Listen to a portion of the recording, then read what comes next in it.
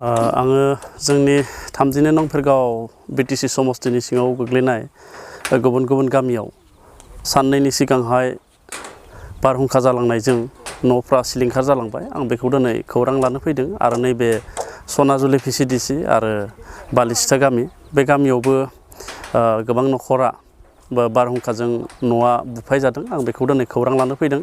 दुखुनांथाव बाथ्रा आरो जाय सुबुंफ्रा न'खौ बुखारलांजाबाय बे सुबुंफ्रा गोरिब। दा बिथांमोनखौ खौरां लानानै बिथांमोननि जि मुं फारिलाइ आं बे मुं फारिलाइखौ जोंनि बिटिआर सरकारनि अनसुंथाइ बिफान दङ जोंहा बे अनसुंथाइ बिफाननो आङो जमा होनो नागिरदों आरो अनसुंथाइ बिफाननिफ्राय जाहाथे अनसुंथाइ होयो बेनि थाखाय आं राहा लागोन।